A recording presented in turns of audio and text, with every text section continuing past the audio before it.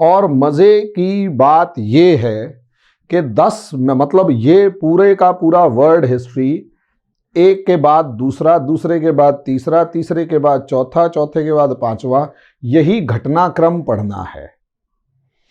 एक शब्द होता है डोमिनो इफेक्ट। ये डोमिनो इफेक्ट इंग्लिश में ही है, हिंदी की मुझे इसके मतलब अभी तक मैंने इसकी हिंदी शब्दावली नहीं पढ़ी है, इसका हिंदी का शब्द नहीं पढ़ा है। इस डोमिनो इफेक्ट का मतलब क्या है? डोमिनो इफेक्ट का मतलब ये है, डोमिनो इफेक्ट का मतलब ये होता है कि आपने देखा होगा कि बहुत सारे ब्लॉक्स या लकड़ियां या ईंटें या बॉटल्स कुछ भी रखी हुई होती हैं, ये तब तक खड़ी हैं, इनका एक दूसरे से कोई मतलब नहीं है जब तक कि ये एक दूसरे के साथ ना आ जाए, कोई समस्या नहीं। लेकिन जैसे ही एक गिरेगी, ये वाली, ये सारी गिरती चली जाएंगी और ये वाली भी गिर जाएगी। आप लोगों ने YouTube पे देखा होगा, कुछ वीडियोस दिखा देता हूं, तो एकदम से गिरते हुए सारे नजर आएंगे।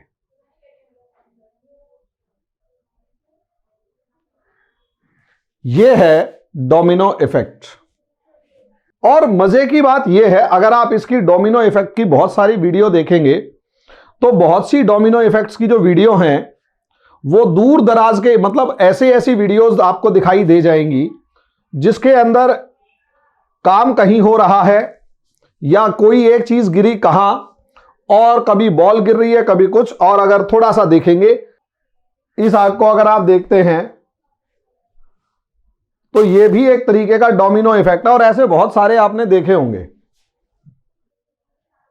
ये पूरे ब्लॉक्स को आप इधर देखेंगे जो एक दूसरे के साथ इन्होंने लगा दिया है, ठीक है। एक जगह एक छोटी सी चिंगारी इधर लगेगी, ठीक है, और जिस तरीके से ये एक के बाद दूसरी तिल्ली के साथ जलते हुए,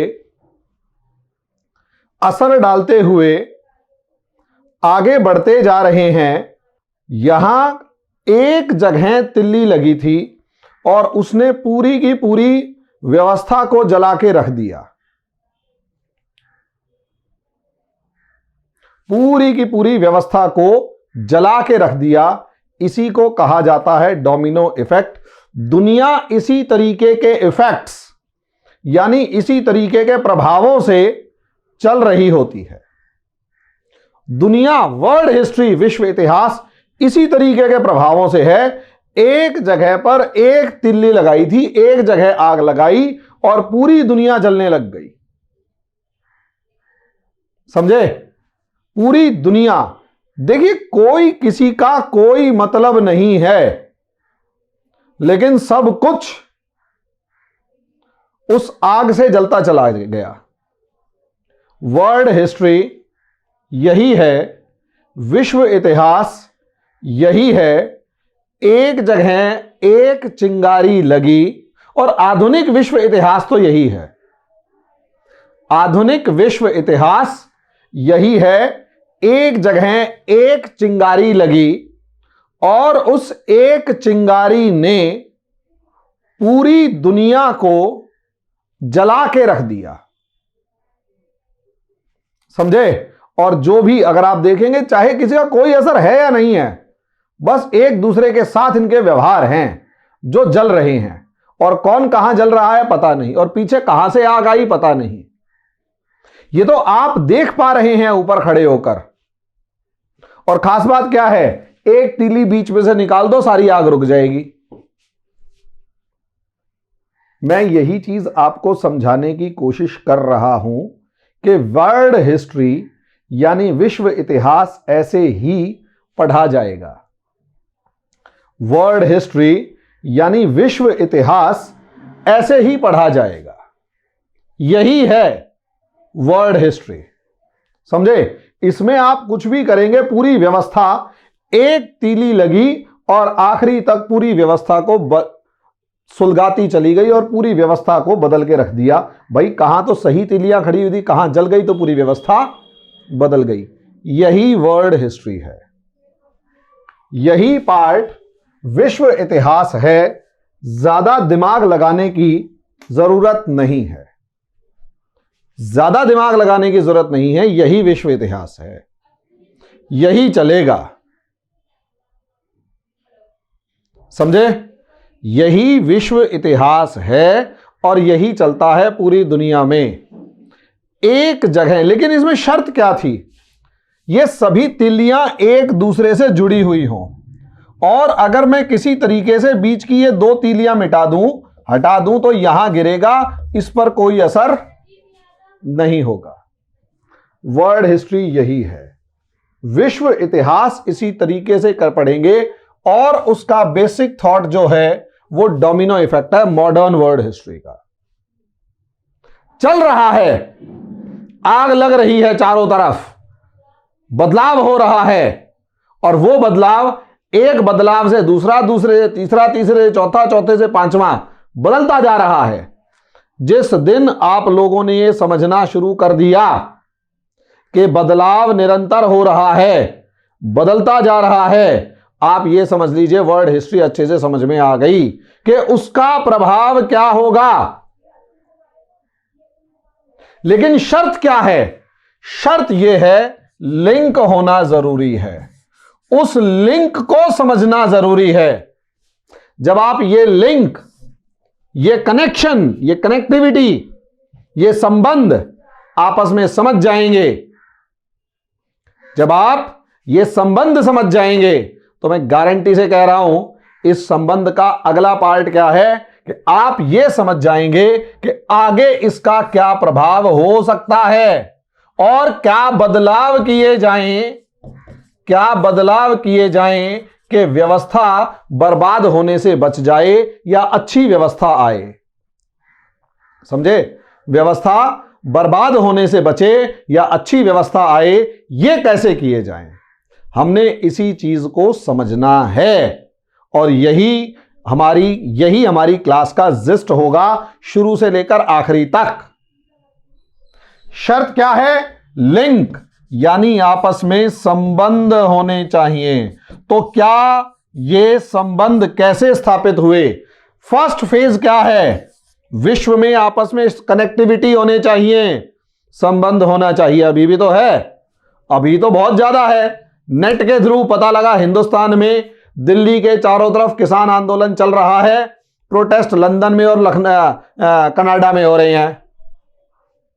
कनाडा की सरकार कह रही है कि हम भी भारत के किसानों के साथ हैं, लंदन के प्रोटेस्ट कह रहे हैं कि हाँ हम भारत के साथ हैं। वुहान वायरस में, वायरस कहाँ निकला? वुहान में। जुकाम खांसी से पीड़ित कौन सी हुई? पूरी दुनिया बंद कहाँ हुई? बंद क्या हुई? पूरी दुनिया। ये संबंध है, डोमिनो इफेक्ट। यस, पूरी दुनिया इस पे चल रही है। कनेक्टिविटी के लिए मैंने आपको बताया, सबसे पहले मैंने आपको बताया दुनिया जुड़ी कैसे। दुनिया को जोड़ा व्यापार ने और समुद्री व्यापार मार्गों ने, समुद्री व्यापार मार्गों ने और व्यापार ने दुनिया को आपस में जोड़ दिया। दुनिया को आपस में जोड़ा। पहले तो दुनिया इतनी ज्यादा अलग थलग थी कि 1498 के अंदर फ्रांस के सम्राट का निधन हुआ। फ्रांस के सम्राट का निधन जो 1498 में हुआ, बहुत से इलाकों के अंदर सम्राट के निधन की खबर 2 महीने बाद पहुंची। सोचिए, 2 महीने बाद सम्राट की निधन की खबर पहुंची, तो वहां व्यवस्था कितनी एक दूसरे से अलग थलग थी। व्यवस्था एक दूसरे से कितनी ज्यादा अलग थलग थी आप देख सकते हैं। लेकिन व्यापार मार्गों ने आपस में दुनिया को इस तरीके से जोड़ा कि ब्रिटेन और भारत के बीच में बहुत ज्यादा दूरी नहीं रही, और रेल से लेकर, जहाजों से लेकर, सड़कों से लेकर पुलों तक जो भी अंग्रेजों ने बनाए या जो भी यूरोप वासियों ने बनाए या दुनिया में बने, उन्होंने पूरी दुनिया को एक साथ जोड़कर खड़ा कर दिया। अब अगर दुनिया जुड़ी तो एक देश में, एक जगह पर, विश्व के एक जगह पर होने वाली हलचल पूरी दुनिया के अंदर कंपन पैदा करेगी। ये जायज, ये नॉर्मल था।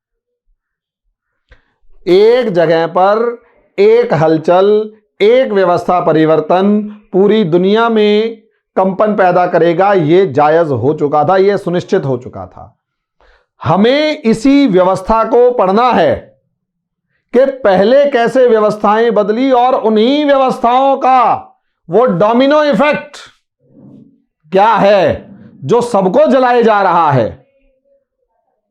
पाकिस्तान में होने वाली घटना का सीधा या उल्टा असर फ्रांसीसी क्रांति से जोड़ के मैं दिखा सकता हूं, जुड़ेगा। आज के दिन भारत में जो भी व्यवस्थाएं परिवर्तित होकर आ रही हैं, जो भी व्यवस्थाएं बन रही हैं, वो सारी कहीं ना कहीं कनेक्टेड हैं, कहीं ना कहीं जुड़ी हुई हैं। पिछली व्यवस्थाओं से पढ़ना पड़ेगा।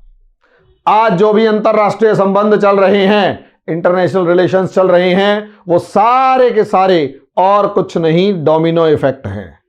कंफर्ट के लिए 1991-92 के काल को हम लोग एक बड़ा बदलाव या बड़ा पड़ाव कहते हैं, और अपने आप को समझने के लिए या दुनिया, मतलब अपने आप को, व्यवस्था को समझने के लिए हम लोग इस पूरे सिलेबस को 2 पार्ट्स में डिवाइड कर देते हैं कि 1991-92 से पहला पार्ट हम वर्ल्ड हिस्ट्री में पढ़ लेंगे, और उसके बाद दुनिया में जो भी प्रभाव हुए वो आज के दिन हम इंटरनेशनल रिलेशंस में पढ़ लेंगे।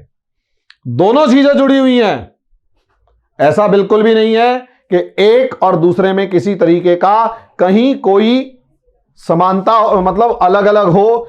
एक का प्रभाव प्रत्यक्ष रूप से दूसरे पर पड़ता ही पड़ता है, यह समझ लीजिए। एक का प्रभाव प्रत्यक्ष रूप से सीधे सीधे तौर पर पड़ेगा ही पड़ेगा दूसरे पर, चाहे कुछ हो जाए। और आज जो व्यवस्था चल रही है, चाहे इमैनुअल मैक्रोन कह रहे हैं कि इस्लाम खतरे में और पूरी दुनिया, पूरा इस्लामिक वर्ल्ड उसके विरोध में खड़ा है, चाहे ट्रंप आ रहा है, चाहे जो बाइडन आ रहा है, कोई भी आ रहा है, चाइना, जो भी मामला, सब एक दूसरे से जुड़े हुए हैं। अंतरराष्ट्रीय संबंध आज के जो हैं वो वर्ल्ड हिस्ट्री का ही बालक है। विश्व इतिहास में जो भी काम हुए, जो भी आग लगी, जो भी बदलाव हुए, उनका प्रभाव अंतरराष्ट्रीय संबंधों पर है। तो एक फ्लो चार्ट बना रहा हूं और समझाने की कोशिश करूंगा, एक फ्लो चार्ट बना रहा हूं और समझाने की कोशिश करूंगा कि किस तरीके से विश्व इतिहास एक दूसरे से जुड़ा हुआ है, पूरी दुनिया एक दूसरे से जुड़ी हुई है, और उसी के अनुसार पूरी व्यवस्था जो है वो आगे बढ़ रही है। समझे? अब आ जाएं, मामला क्या है। मैंने आपको कहा कि दुनिया कैसे जुड़ी हुई है, वो अब समझाने की कोशिश करता हूं। समझे? सबसे पहले शुरू हुआ व्यापार जमा व्यापार मार्ग। इस व्यापार और व्यापार मार्ग के चलते अगर वर्ल्ड मैप को देखते हो तो दूर दराज के हजारों किलोमीटर दूर के जो लोग थे वो आपस में आकर, हजारों किलोमीटर दूर के लोग आपस में आकर एक दूसरे से जुड़ने लगे। पहले मामला क्या होता था? पहले मामला समझिए, पहले भारत में आक्रमण करने वाले लोग यहां से या यहां से आते थे। भारत पर आक्रमण करने के लिए सबसे ज्यादा दूर से ग्रीस के मैसिडोनिया से सिकंदर आया था, स्थल मार्ग के रास्ते, और वो इस रास्ते को फॉलो करते हुए भारत पहुंचा था और सिंधु नदी तक ही रुक गया था, यहां तक। यानी भारत अपनी क्षेत्रीय व्यवस्था से ही प्रभावित होता था। यहां के लोग या यहां के लोग या ज्यादा से ज्यादा इधर के लोग भारत पर हमला करते थे, और कहीं से भी किसी ने भारत पर हमला नहीं किया। लेकिन जैसे ही व्यापार मार्ग बना या जैसे ही व्यापार प्रारंभ हुआ, भारत क्या, दुनिया के देश एक दूसरे से जुड़ने लगे। व्यापार मार्गों की खोज हो रही है तो वास्को डा गामा वेस्ट इंडीज पहुंच गया, कोलंबस वेस्ट इंडीज पहुंच रहा है व्यापार मार्गों के द्वारा। यानी यहां पहली बार यूरोप अमेरिका से जुड़ गया। पहले क्या होता था, बीच में अरब होते थे, बीच में तुर्क होते थे। तो अरब और तुर्क लोग जो हैं, ये लोग यूरोप और भारत के बीच में, यूरोप और चीन के बीच में, या यूरोप और एशिया के बीच में एक बाधा का काम करते थे।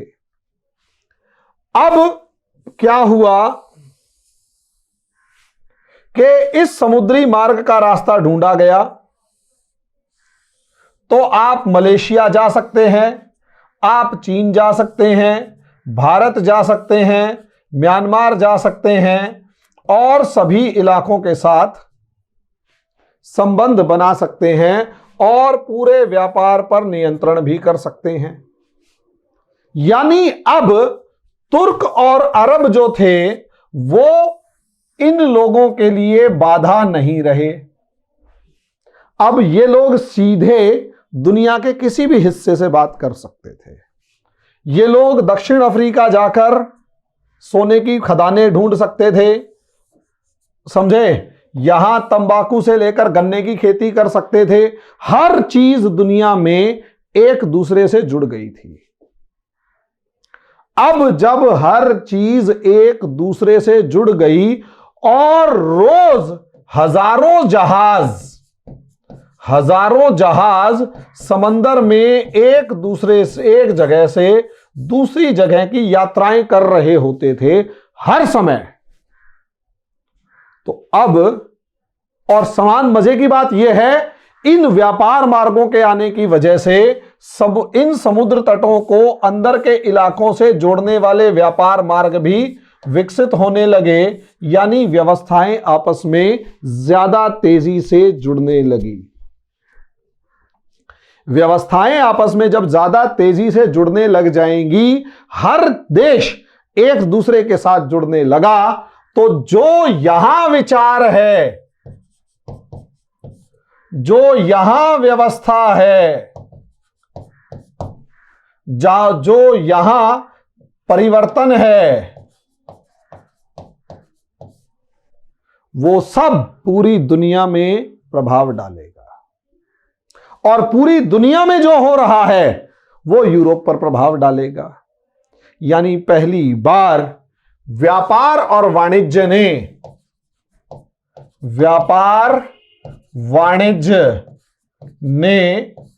पूरी दुनिया को एक सूत्र में बांध दिया। पूरी दुनिया को एक सूत्र में बांध दिया। पहले दुनिया अलग अलग थी। सोचकर देख सकते हो आप कि जहांगीर को यह नहीं पता था, जहांगीर अकबर का बेटा, उसे यह नहीं पता, अकबर को पूरी जिंदगी यह नहीं पता था कि अमेरिका जैसे किसी नए महाद्वीप की खोज हो चुकी है।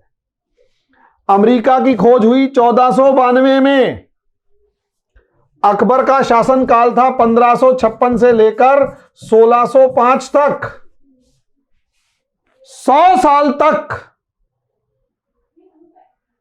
भारत को यह नहीं पता था कि दुनिया में किसी दूसरे नए महाद्वीप की खोज हो चुकी है। 100 साल तक, बहुत होते हैं 100 साल। सोचकर देखो, दुनिया एक दूसरे से इतनी ज्यादा अलग थलग थी कि उन्हें पता ही नहीं होता था कहां क्या हो रहा है, समझे। और अकबर जैसे सम्राट को 100 साल तक यह ना पता हो कि अमेरिका जैसा कोई महाद्वीप है। बाबर और हुमायूं को तो छोड़ ही दो, तो अंदाजा कैसे लगेगा। या समझ सकते हो व्यवस्था कितनी धीमी थी। समझ सकते हैं कि व्यवस्था कितनी धीमी थी, और जितनी धीमी व्यवस्था उतनी धीमी उतनी दुनिया में दूरियां, और जितनी ज्यादा दुनिया में दूरियां उतनी ज्यादा समस्याएं। इस व्यापार वाणिज्य ने दुनिया को एक जगह से दूसरी जगह पर जोड़ दिया। हजारों जहाजों में हर जहाज में 50 बंदा भी है तो रोज 50,000 बंदा इधर उधर ट्रैवल कर रहा है, कम से कम हजारों की बात कर रहा हूं, हो सकता है लाखों जहाज हो, चलो 1000 जहाज, हम 50,000 मानकर चलते हैं। तो इतने लोग एक जगह से दूसरी जगह लगातार आएंगे जाएंगे तो बातें भी तो जाएंगी, विचार भी जाएंगे, और इसी वजह से सब एक दूसरे को प्रभावित करना शुरू करेंगे। इसीलिए व्यापार वाणिज्य ने पूरी दुनिया को एक दूसरे के साथ जोड़ा, और अगर दुनिया को जोड़ा तो दुनिया के अंदर व्यवस्था भी तो परिवर्तित होगी। फिर क्या उस व्यवस्था परिवर्तन को रोक सकता है कोई? व्यवस्था परिवर्तन यहीं से शुरू हुई, यहीं से व्यवस्था परिवर्तन शुरू हुआ। कैसे? व्यापार और व्यापार मार्ग यानी व्यापार वाणिज्य का उदय तो पहले ही हो चुका था, का वैश्विक उदय या विश्व व्यापार व वाणिज्य का उदय उससे पहले भी था, लेकिन अब तो दूर दराज के इलाकों तक पहुंच चुका था। समझे? जिसका परिणाम था कि पूरा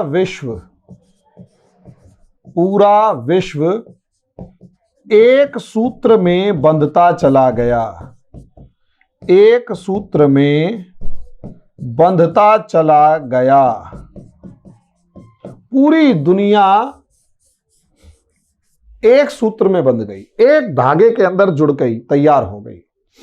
जब पूरा विश्व एक सूत्र में बंधता चला जाएगा तो विचार से लेकर सभी चीजें, वैचारिक आदान प्रदान, वैचारिक, तकनीकी व अन्य आदान प्रदान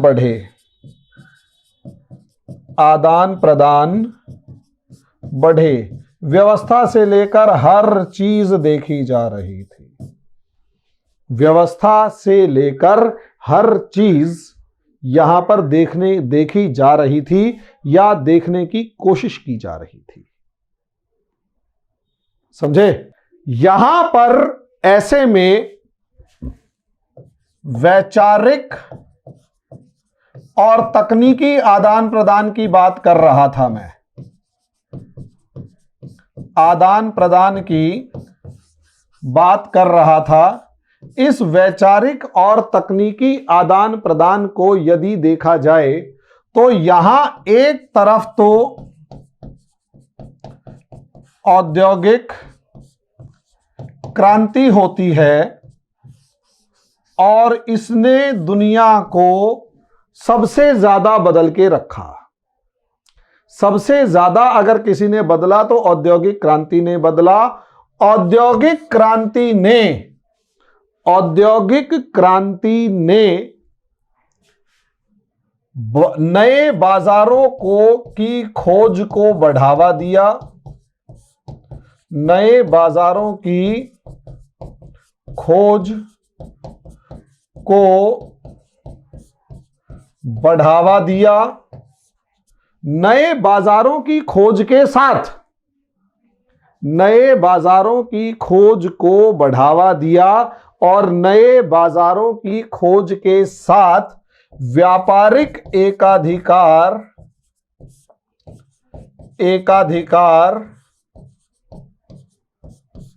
की प्रवृत्ति प्रबल हुई।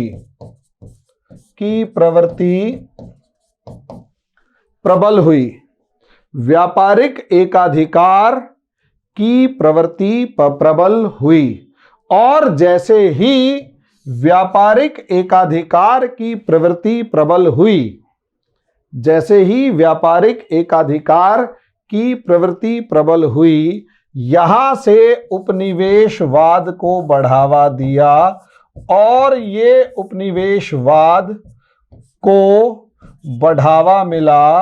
और ये उपनिवेशवाद क्या है? दूसरे देश को गुलाम बनाना, पूरे देश को ही गुलाम बना लेना उपनिवेशवाद है। पूरे देश को गुलाम बना लेना उपनिवेशवाद है। पूरे उपनिवेशवाद को बढ़ावा, और इसने भी पूरे विश्व को एक सूत्र में बांधा। उपनिवेशवाद ने भी पूरे विश्व को एक सूत्र में बांध दिया। क्या समझे?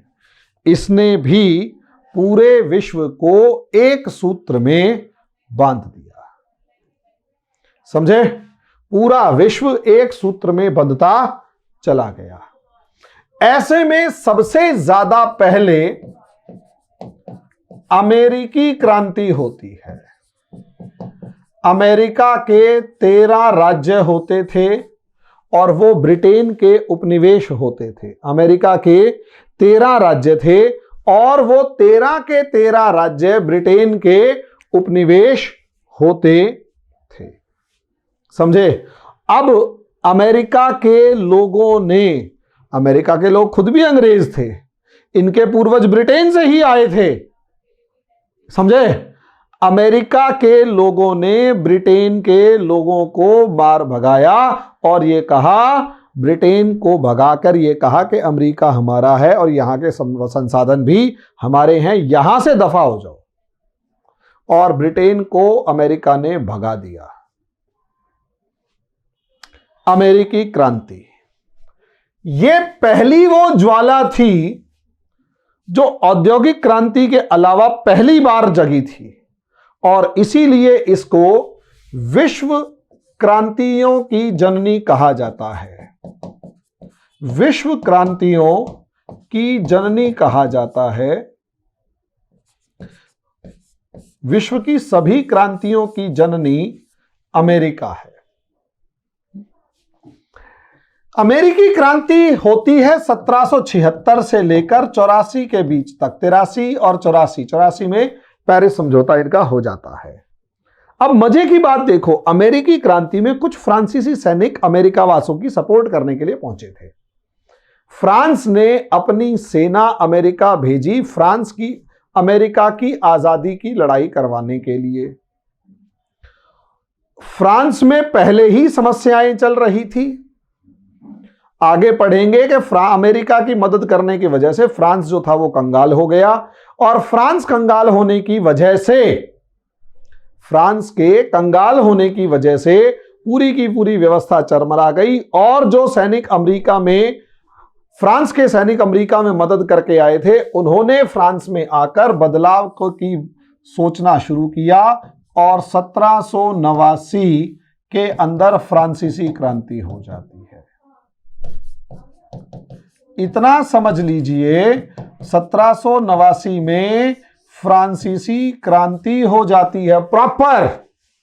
और मैं आपको पहले ही बता चुका हूं, फ्रांस की पूरी व्यवस्था को ढहा दिया।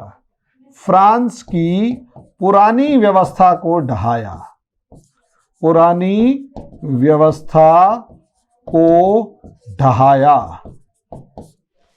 भाई अमेरिका किस चीज की मांग कर रहा था? स्वतंत्रता।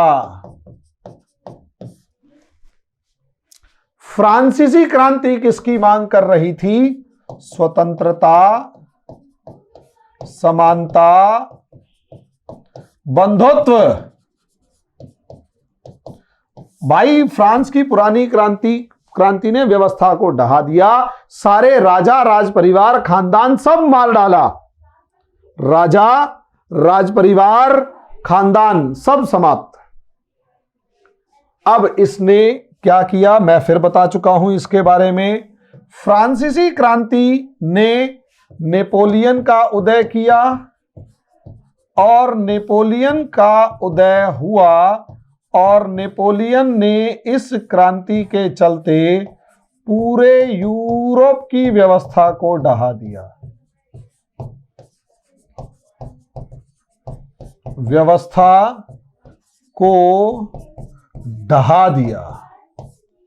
पूरे यूरोप की व्यवस्था समाप्त, पूरा यूरोप समाप्त। यूरोप के राजा महाराजा डर के भागते फिर रहे हैं, क्या करें क्या ना करें। और मजे की बात यह है 1798 से लेकर और 1813 तक नेपोलियन ने पूरे के पूरे यूरोप को उंगलियों पे नचाया और इतनी बुरी तरीके से धोया कि सारा यूरोप जो था कांप रहा था। नेपोलियन ने व्यवस्था समाप्त करी तो अभी तक जो फ्रांसीसी क्रांति हो रही थी उसके विचार, उसके सब चीजें यूरोप में फैल गई और फिर यूरोपीय क्रांतियां हुई।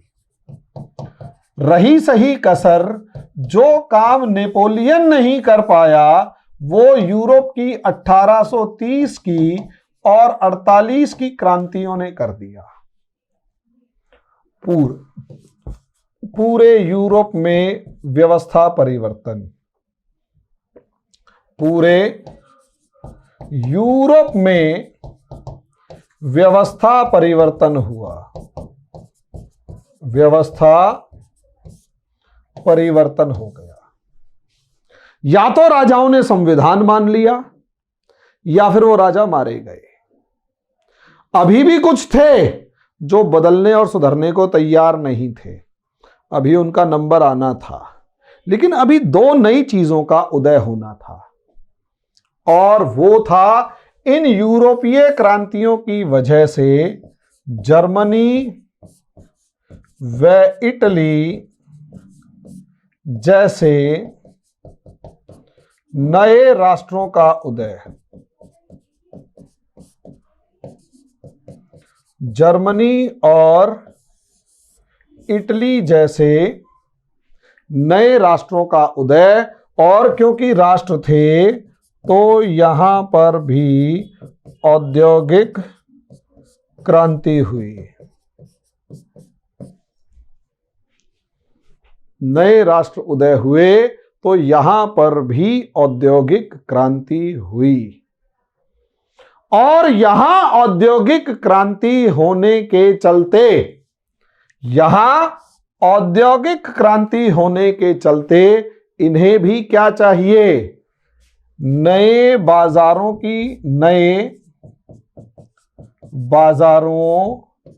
की आवश्यकता। परंतु पूरे विश्व पर तो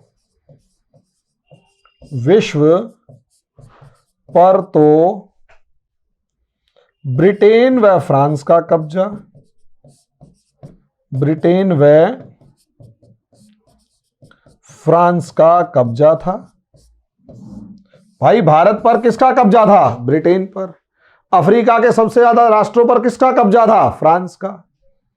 समझे? एशिया के बड़े से बड़े राज्यों पर किसका कब्जा? ब्रिटेन का। अमेरिका, कनाडा, ऑस्ट्रेलिया, न्यूजीलैंड किसका कब्जा? ब्रिटेन का। पूरे दक्षिण अमेरिका पर किसका कब्जा? पुर्तगाल और स्पेन का।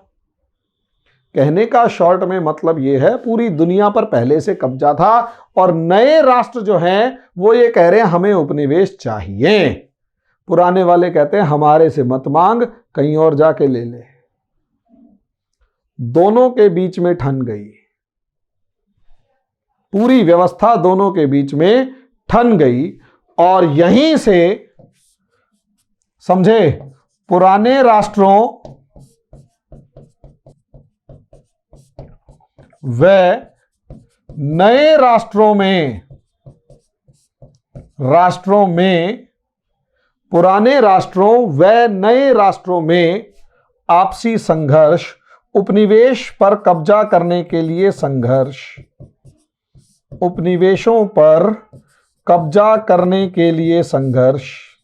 और यही रीजन है कि 1871 से लेकर 1914 तक केवल और केवल ये देखेंगे कि जर्मनी जो है ब्रिटेन से वो वाला उपनिवेश छीन रहा है और फ्रांस से वो वाला उपनिवेश छीन रहा है। इटली भी ऐसे ही किसी उपनिवेश पर कब्जा करने की कोशिश कर रहा है। इन दोनों राष्ट्रों का उदय 1871 में हुआ। देख लो ना, शुरू कहां से हुआ? अमेरिकी क्रांति से। वो इन्फेक्शन कहां पहुंचा? फ्रांस की क्रांति। फ्रांस की क्रांति ने क्या बनाया? नेपोलियन। नेपोलियन ने क्या किया? यूरोपीय क्रांति कर दी, पूरा यूरोप खत्म, यूरोप की व्यवस्था खत्म करी। तो उस व्यवस्था के ऊपर नया जो खड़ा हुआ वो क्या? यूरोपीय क्रांति। इस यूरोपीय क्रांति ने रही सही व्यवस्था भी ध्वस्त कर दी। तो क्या निकल कर आया? जर्मनी, इटली, नए राष्ट्र, जर्मनी, इटली। इन्होंने क्या किया कि भैया हमें उपनिवेश चाहिए। तो यानी पुरानी स्थापित ब्रिटेन और फ्रांस के उपनिवेशों के जो संसार था, उपनिवेशों का एक जिसे कहते हैं तारामंडल था, उसको चुनौती दे के कहते हैं हमें भी चाहिए। ब्रिटेन फ्रांस कहते हैं नहीं देंगे। शुरू अमेरिकी क्रांति से हो रहा, पहुंच रहे हो कहां? विश्व युद्ध पे। नतीजा क्या? प्रथम विश्व युद्ध। प्रथम विश्व युद्ध। गजब। प्रथम विश्व युद्ध 1914 से लेकर 1918 के बीच चला। एक तरफ फ्रांस समाप्त, फ्रांस की शक्ति पूरे तरीके से समाप्त, खत्म। अब फ्रांस वो फ्रांस नहीं रहा। हालांकि फ्रांस यहीं पर खत्म हुआ था। अभी भी फ्रांस 1871 में खत्म हो गया था। उससे पहले फ्रांस की तूती बोलती थी पूरे यूरोप में। 1871 के बाद फ्रांस को 20 साल तक तो क्या नाम था उसका, मैटरनिक, बिस्मार्क। 1871 से लेकर 1891 के बीच बिस्मार्क ने फ्रांस को ऐसा अलग थलग किया कि फ्रांस को समझ में ही नहीं आ रहा था क्या करे। 20 साल जबरदस्त। पूरी दुनिया में ब्रिटेन को समझ में नहीं आ रहा था बिस्मार्क का क्या करें, फ्रांस को समझ में नहीं आ रहा था बिस्मार्क का क्या करें। जैसे जर्मनी में बिस्मार्क था, लोग बिस्मार्क को सरदार पटेल से कंपेयर करते हैं। मेरा मानना यह है, ठीक है, बिस्मार्क को सरदार पटेल से एक काम के लिए कंपेयर करने में कोई बुराई नहीं है, वो है जर्मनी का एकीकरण और भारत का एकीकरण, कोई बुराई नहीं है। लेकिन बिस्मार्क की खास बात, उससे अगले 20 साल जर्मनी को सुनिश्चित करना था। भारत में अभी तक ऐसा कोई व्यक्ति नहीं है जो आजादी के 20 साल बाद का ठेका लेकर बैठा हो और उसने व्यवस्था को सुधारकर भारत को एक विश्व शक्ति बनाया हो। हम जवाहरलाल नेहरू का कुछ हद तक नाम ले सकते हैं, लेकिन अगर बिस्मार्क की इस मामले में, 20 साल की उस पॉलिसी के मामले में दुनिया में किसी से कंपेयर हो सकता है तो वो है चाइना का डेंग जियाओपिंग। उठाकर देख लेना रिकॉर्ड, डेंग जियाओपिंग चाइना का। जिस तरीके से बिस्मार्क ने 20 साल जर्मनी को चुपचाप रखा, किसी को कोई चुनौती नहीं देनी और केवल तरक्की करनी है, डेंग जियाओपिंग वही था। 20 साल किसी से पंगे नहीं, सिर्फ तरक्की।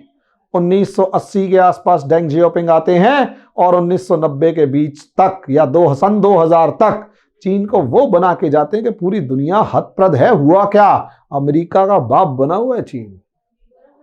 सच बता रहा हूं, समझ में नहीं आ रहा। ये जो पगलाए हुए एक अमेरिकी राष्ट्रपति को जाके गद्दी पे बिठा रहे थे, ट्रंप को, वो अमेरिका के पागलपन की निशानी था कि अमेरिका को समझ में नहीं आ रहा चीन के सामने जाके कैसे खड़ा हो। अभी भी नहीं आ रहा। लड़ने के अलावा उसके पास कोई ऑप्शन नहीं है। कभी जहाज भेज रहा है, कभी कुछ भेज रहा है। क्या उखाड़ लेता है चीन का? कुछ नहीं। हाँ, जैसा हाल आज अमेरिका और चाइना का है, वैसा हाल ब्रिटेन और जर्मनी का किसी टाइम पर था। ब्रिटेन जर्मनी को बिल्कुल ऐसा ही अंडर एस्टिमेट करता था जैसे अमेरिका ने चाइना को किया। जर्मनी में बिस्मार्क खड़ा हुआ, चाइना के अंदर डेंग जियाओपिंग खड़ा हुआ। दोनों ने 20-20 साल लिए और देश को दुनिया के मजबूत के साथ खड़ा कर दिया। जर्मनी की ब्रिटेन के साथ दुश्मनी, और मजे की बात, ब्रिटेन भी जर्मनी में इन्वेस्टमेंट करता था, अमेरिका ने भी चाइना में इन्वेस्टमेंट किया। उठाकर देख लीजिएगा रिकॉर्ड। चाइना ने ऐसा ही इन्वेस्टमेंट, अमेरिका ने ऐसा ही इन्वेस्टमेंट चाइना में किया जैसा ब्रिटेन भी जर्मनी में वैसा ही इन्वेस्टमेंट कर रहा था, सस्ते माल के लिए, अच्छा बनाने के लिए और सब चीजें। गजब था। बिस्मार्क ने जैसा चाइना को बेवकूफ, ब्रिटेन को बेवकूफ और पूरे यूरोप को बेवकूफ बनाया, चाइना ने भी वही किया। कंपैरिजन करेंगे पॉलिसी का, सोचकर देखेंगे जर्मनी का जैसा राइज हुआ और वर्ल्ड वॉर की तरफ बढ़े, चाइना का राइज वर्ल्ड वॉर की तरफ लेके जा रहा है। देख लीजिए आप, आज जो तांडव हो रहा है ना, आज जो तांडव हो रहा है 1971 से लेकर 1871 से 1914 तक वही तांडव चला था, बिल्कुल वैसा ही चला था। वही ड्रामे चल रहे थे, वही सब चीजें थी, वही युद्धों में और सब चीजों में ब्रिटेन उलझा रहता था, वही चीज यहां पर थी। वैसा ही प्रिलूड चलते थे जो आज चल रहे हैं। तो इसीलिए कोई बड़ी बात नहीं है, आप इसे उठाकर देख सकते हैं। 1871 जर्मनी में कौन? बिस्मार्क। बिस्मार्क कौन? 1891 तक कोई लड़ाई नहीं, नो वॉर।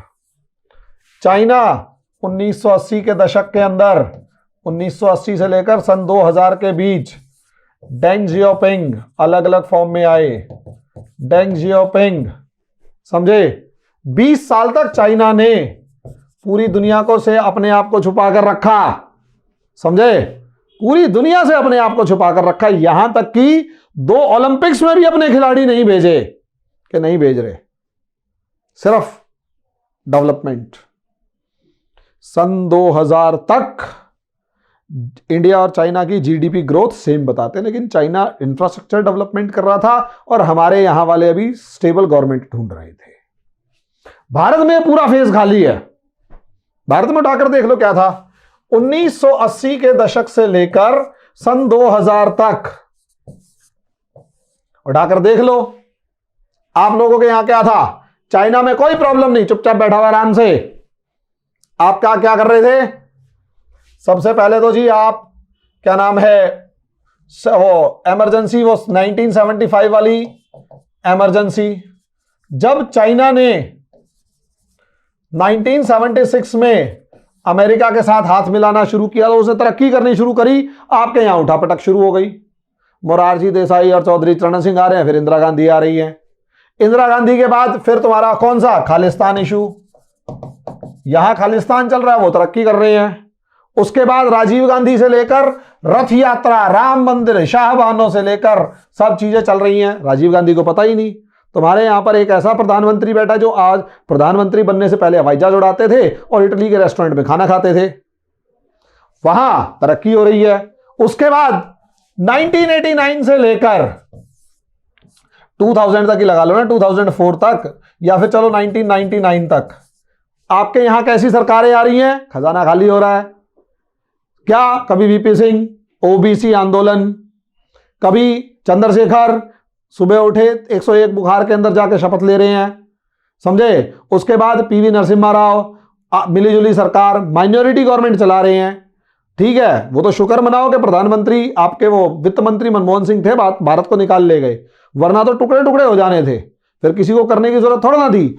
चाइना चुपचाप तरक्की कर रहा है, आप लोग सरकार नहीं बना पा रहे, पीछे रह गए।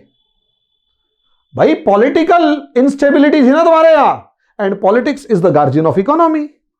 राजनीति जो है वो अर्थव्यवस्था की माता होती है। Politics is a guardian of economy. और आप राजनीति जो है यहां मां बाप भी समझ नहीं पा रहे, उनको समझ में नहीं आ रहा कि मां कौन बनेगी, बाप कौन बनेगा। हर कोई कह रहा है जी मैं प्रधानमंत्री बनूंगा, क्या करेगा पता नहीं। कैसे कैसे प्रधानमंत्री उठा के ला रहे हो। एचडी देवगौड़ा उठा के पढ़ेंगे तो पता लगा जी वो तो सो रहे थे। रात को 2 बजे फोन करके वहां दिल्ली में बैठे हुए कुछ लोग कहते हैं जी उठ के सुबह सुबह दिल्ली आ जाओ, प्रधानमंत्री बनना है आपने। कैन यू इमेजिन कि आपका एक प्रधानमंत्री इस तरीके से प्रधानमंत्री बना कि दिल्ली में बैठे हुए कुछ लोग अपने बीच में से प्रधानमंत्री स्थापित नहीं कर पा रहे, तो बेंगलुरु के अंदर बंदा सो रहा है अपने घर के अंदर, उसको फोन करके कह रहे हैं कि सुबह सुबह दिल्ली आ जाओ, प्रधानमंत्री बनना है। चौधरी देवीलाल इसलिए उठ के नहीं जा रहे कि तुमने मुझे उप प्रधानमंत्री की शपथ नहीं दिलाई। उन्हें यह पता ही नहीं कि उप प्रधानमंत्री की पद की शपथ ही नहीं होती।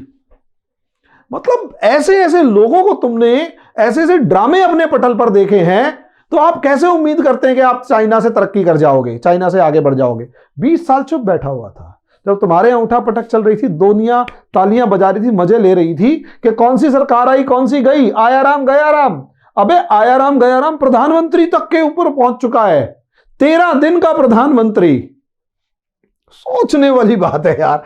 13 दिन प्रधानमंत्री को, एक वोट से सरकार गिर रही है। कमीनेपन की हद है इन लोगों की, इन नेताओं की। एक वोट से सरकार गिरा रहे हैं कि नहीं तुमने मेरे को वहां धोखा दिया था, उसका बदला लिया है। देश की चिंता नहीं थी इन लोगों को। चाइना तरक्की कर रहा था। You lost at least 2 decades of your progress.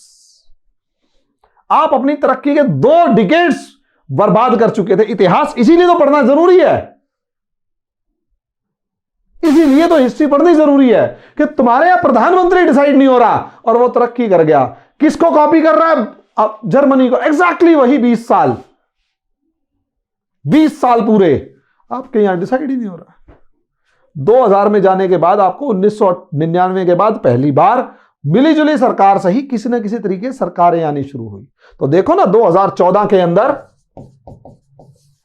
आपकी एक परमानेंट सरकार आई, एक फुल मेजॉरिटी वाली गवर्नमेंट आई। दुनिया इलाके घूम रहे हैं, सबकी ऐसी तैसी, देख सकते हो आप लोग। डंका बजा रखा है। हालांकि अभी वो ताकत नहीं है जो चाइना में है, 20 साल पीछे हो भाई आप, लेकिन फिर भी मुकाबला पूरा है क्योंकि स्टेबल गवर्नमेंट है। होता है ये जरूरी है, इसीलिए इतिहास पढ़ना जरूरी है कि ये चीजें समझ में आनी चाहिए। जर्मनी, उसके बाद देखो ना 1891 के बाद open challenge to, Hindi medium है ना, ठीक है। 1991 के बाद ब्रिटेन को खुली चुनौती देना शुरू, ब्रिटेन को खुली चुनौती दी तरीके से, और ब्रिटेन राजी नहीं अमेरिका और जर्मनी की बात मानने को। नतीजा क्या? फिर वो कहानी 1914 में जाके वर्ल्ड वॉर। आज आप देख लो 2000 से लेकर 2013 लगा लीजिए, 2013 तक समझ में नहीं आ रहा था अमेरिका को भी कि चाइना कहां जा रहा है। तरक्की थी, तैयारी कर रहा था। 2013 से लेकर 2020 अमेरिका को खुली चुनौती चल रही है। 21 में भी देख लो, अमेरिका को खुली चुनौती। एक उभरती हुई शक्ति है, दूसरी ढलती हुई शक्ति है। उभरती हुई शक्ति ने ढलती हुई शक्ति को चुनौती दे रही थी, यहां पर भी उभरती हुई शक्ति ढलती हुई शक्ति को चुनौती दे रही है।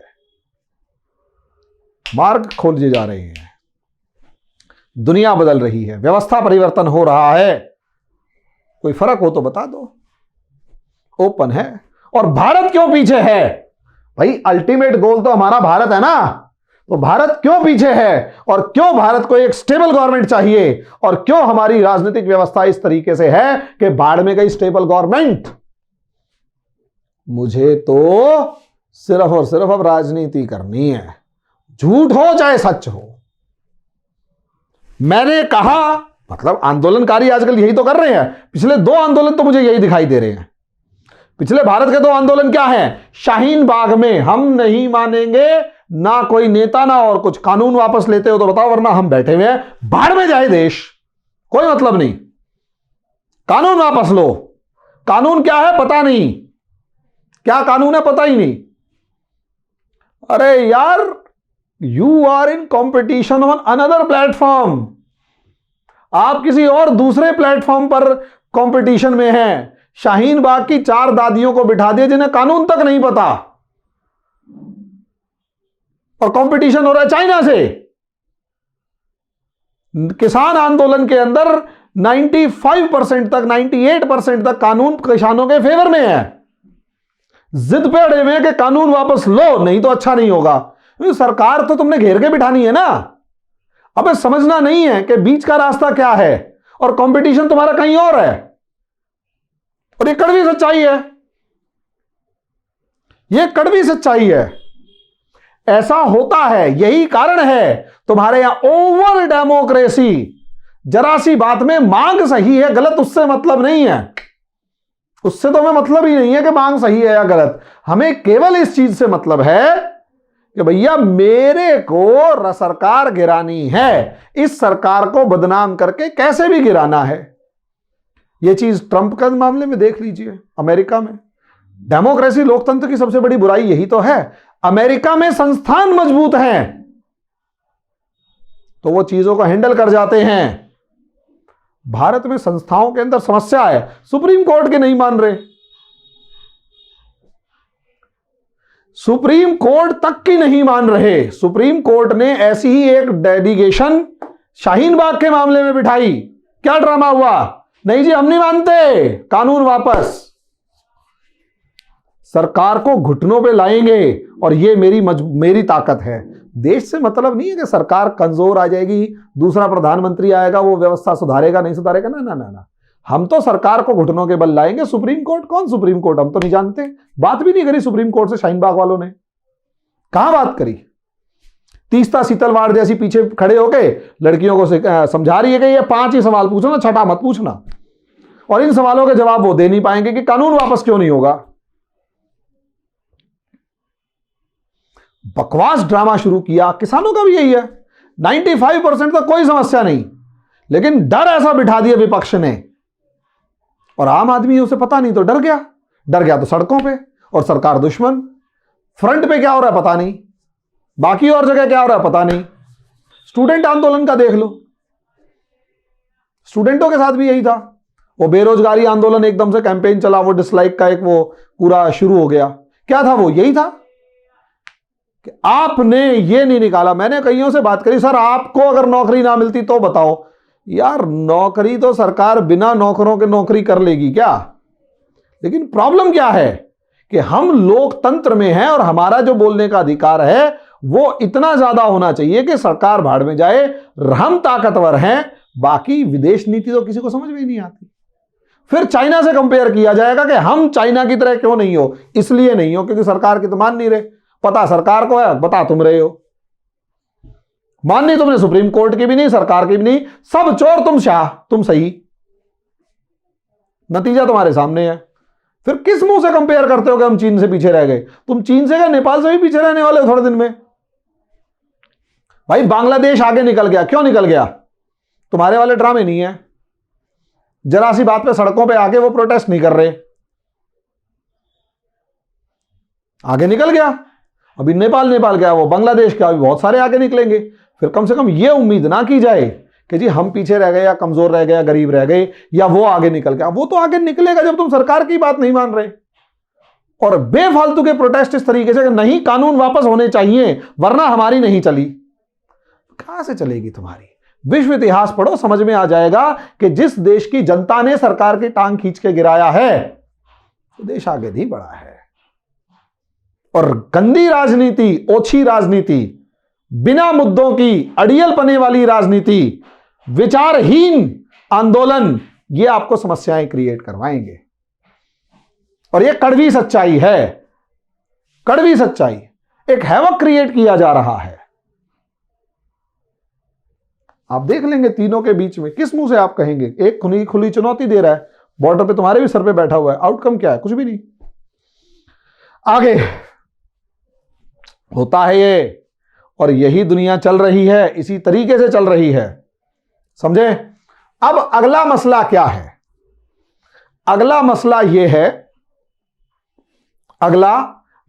यह है कि असलियत में आप समझिए इस चीज को कि मामला, और सबसे बड़ी बात, लोकतंत्र में भावनाएं बड़ी गंदी होती हैं यार।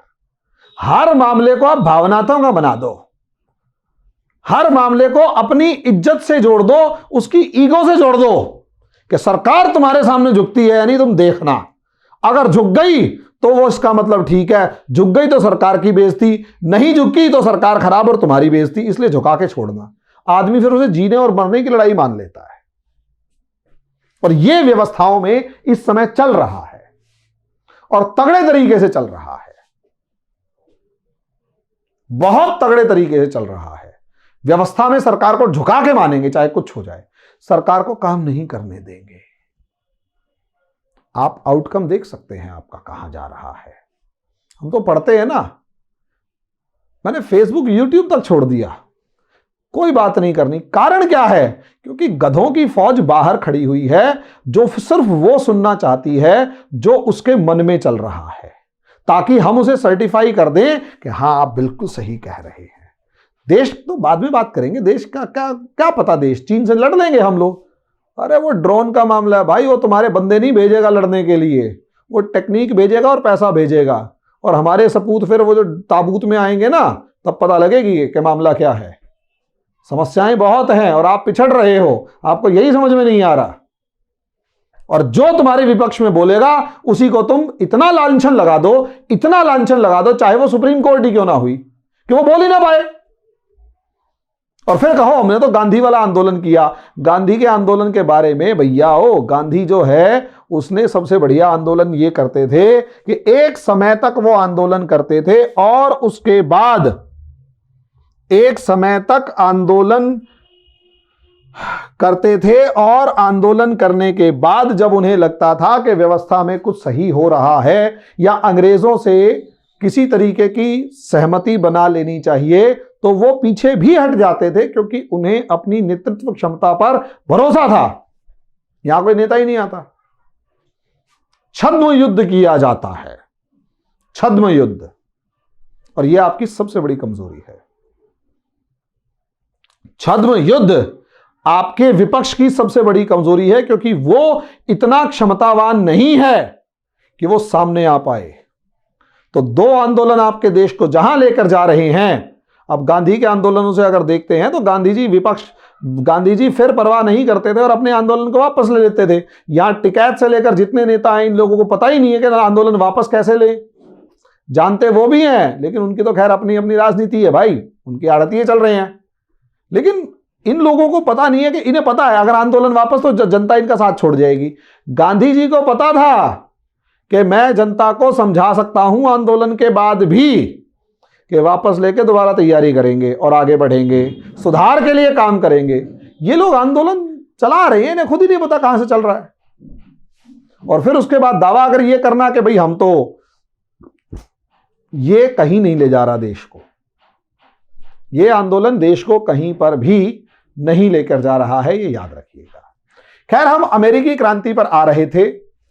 प्रथम विश्व युद्ध की मैं बात कर रहा था, प्रथम विश्व युद्ध की मैं बात कर रहा था। और इस प्रथम विश्व युद्ध को अगर आप देखते हैं, इस प्रथम विश्व युद्ध को आप देखते हैं, तो इसने सबसे ज्यादा ब्रिटेन की प्रतिष्ठा को हानि पहुंचाई, प्रतिष्ठा ढूमिल। और अब समझ में आ गया था कि आज के बाद हमारी हालत खराब है। रूस समाप्त, रूसी साम्राज्य खासकर राज परिवार समाप्त, और एक नई व्यवस्था का उदय, साम्यवादी व्यवस्था का उदय, व्यवस्था का उदय हो गया। और उसी के बाद फिर बाकी सारी चीजें। हिटलर किसकी वजह से आया? प्रथम विश्व युद्ध की वजह से। मुसोलिनी किस वजह से आया? प्रथम विश्व युद्ध की वजह से। लेनिन फिर स्टालिन किस वजह से आए? प्रथम विश्व युद्ध की वजह से। इन लोगों ने, ऑब्वियस सी बात है, हिटलर और मुसोलिनी फिर टकराए किससे? ब्रिटेन से। कब टकराए? वर्ल्ड वॉर सेकेंड में ब्रिटेन से टकराए। ब्रिटेन की शक्ति समाप्त है। आज भी समझ में नहीं आ रहा कहां जाए। ब्रिटेन खत्म। सोच कर देखिए, दो शक्तियां कहां से शुरू हुई? अमेरिका से। कहां खत्म हुई? वर्ल्ड वॉर 2 में। यहां खत्म नहीं हुए, ना ना ना ना ना ना। सबसे पहले जो काम हुआ था वो है अमेरिकी क्रांति। इस अमेरिकी क्रांति से फ्रांसीसी क्रांति हुई, हम मानते हैं, लेकिन अमेरिका का उदय भी तो हुआ। नए अमेरिका का उदय। और ये अमेरिका 1945 तक, या यूं कहें 46 तक, दुनिया के मुद्दों से दूर बैठा हुआ था। कहीं कोई राजनीति नहीं, कहीं कोई उंगलीबाजी नहीं। जो पॉलिसी जर्मनी ने अपनाई 20 साल, जो पॉलिसी चाइना ने अपनाई 20 साल, वो पॉलिसी अमेरिका ने अपनाई 200 साल। अमेरिका ने बहुत पैसा कमाया। आज भी दुनिया के मैक्सिमम संसाधनों पर अमेरिका का कब्जा है। हर जगह आज भी मिडिल ईस्ट की मैक्सिमम इकोनॉमी अमेरिका के कंट्रोल में है। हां, जल्दी से गिरने वाला थोड़ा है। 24% इकोनॉमी पे कब्जा है। अपने पेट्रोल को तो हाथ भी नहीं लगाया था, अब निकालने लगा है जब शेल गैस वगैरह अल्टरनेट फॉर्म में आ गई और अपना कुछ दूसरा सिस्टम निकालना शुरू किया। अब तो अपना पेट्रोल अब निकालने लगा है। उससे पहले तो मिडिल ईस्ट से पेट्रोल निकाल के काम चला रहा था, अपना बचा रखा था। लगभग 200 साल तक जो पॉलिसी बनाई, नतीजा क्या हुआ? पौने 200 साल लगा लेना, कोई बात नहीं। वहां से अमेरिका का उदय हुआ और सेकेंड वर्ल्ड वॉर ने एक शक्ति निकाल के लाई और वो थी साम्यवादी व्यवस्था। और अमेरिका में था पूंजीवाद। तो वही साम्यवाद किसकी देन? जो पीछे लड़ाई चली आ रही थी उसकी।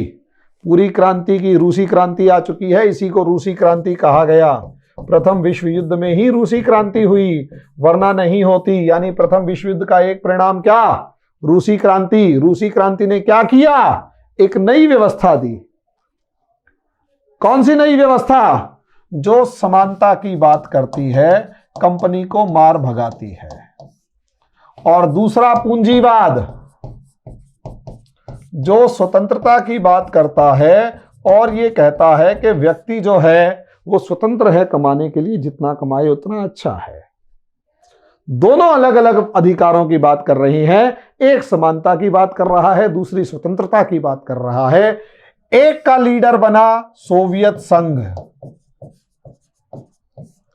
और दूसरे का लीडर कौन बनेगा?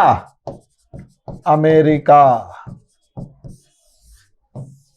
और ये दोनों आपस में लड़ते हैं और 50 साल लड़ते हैं, क्योंकि दोनों के पास क्या है? न्यूक्लियर बॉम्ब है। तो लड़ाई खुल के आमने सामने करेंगे तो दोनों को पता है दोनों निपट जाएंगे। दोनों को पता है कि दोनों खत्म। तो इसलिए आमने सामने आकर इन्होंने लड़ाई नहीं करी, बल्कि शीत युद्ध की फॉर्म में ये लड़े। ये लोग शीत युद्ध, ठंडा होके लड़ना, सामने वाले को तब तक मारना, अंदर ही अंदर उसको खोखला कर देना है, जो भी व्यवस्था पढ़ाऊंगा। शीत युद्ध, कोल्ड वॉर 1991। यहां एक व्यवस्था खत्म, ये वाली। लेकिन क्या ये खत्म? नहीं। इस साम्यवाद के अंदर उम्मीद तो की जा रही थी कि खत्म हो गई, लेकिन गलत सोच थी। इसका एक और दानव बैठा था, जो रशिया से भी बड़ा था और उसे अमेरिका ने पाला पोसा, चाइना। एक दानव जो रशिया से जनसंख्या में बहुत बड़ा था। रशिया की जनसंख्या आज भी 20 करोड़ के आसपास है, 20-22 करोड़ है। उसकी जनसंख्या उस समय भी रशिया से बहुत ज्यादा थी। वो बैठा हुआ था चुपचाप, और पाला पोसा किसने? अमेरिका ने। और ये वही चीन था जिसने माओ जेडोंग जो था, उसने अपनी साम्यवादी को मानने के लिए रशिया को चैलेंज कर दिया था। दोनों के बीच में लड़ाई भी हो गई थी और रशिया के बारे में कहा था कि उसने न्यूक्लियर बॉम्ब मिसाइलें भी तैनात कर दी थी। और चीन के सारे राज्य जो नेता वेता थे, एक हफ्ते तक अंडरग्राउंड हो गए थे। एक हफ्ते तक कोई नहीं दिखा था कि कहीं रशिया न्यूक्लियर बॉम्ब ना छोड़ दे चाइना पे। हुआ तो क्या साम्यवाद मरा? नहीं मरा। साम्यवाद का एक नया और भयंकर चेहरा पूंजीवाद के गुण लेके पैदा हुआ, चाइना, जिसे निपटना चीन के लिए, अमेरिका के लिए सरदर्द बन गया है। और वही अमेरिका आज के दिन कमजोर हो रहा है। एक नई व्यवस्था चाइना के अंदर आई, साम्यवाद और पूंजीवाद का मिला जुला स्वरूप। सिंगल पार्टी रूल आर्थिक रूप से अमेरिका के तौर पे चलती हुई, बड़ी से बड़ी कंपनियां खड़ी कर देते हैं और जब मर्जी उस कंपनी को खत्म कर देना। अलीबाबा का आपने हाल देखा होगा, जैक मा वाला एक बयान देता पूरी कंपनी खत्म।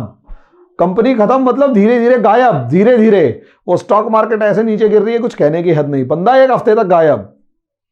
नहीं तो हुआवे जैसी कंपनियां खड़ी हैं, और भी दूसरी कंपनियां खड़ी हुई हैं चाइना की, और स्टेट स्पॉन्सर्ड कंपनियां हैं, जो स्टेट राज्य चला रहा है, सामने खड़े होकर या पीछे। तो और ज्यादा भयंकर रूप से वो खड़ा हुआ है। दूसरी तरफ पूंजीवाद है, एक नया शीत युद्ध। आजकल आप न्यूज़पेपर से देखेंगे, second cold war is going to take place, द्वितीय शीत युद्ध शुरू होने जा रहा है। यह था डोमिनो इफेक्ट, एक जगह से दूसरी जगह, दूसरी जगह तीसरी जगह। हम अब इनको बारीकी से पढ़ने वाले हैं।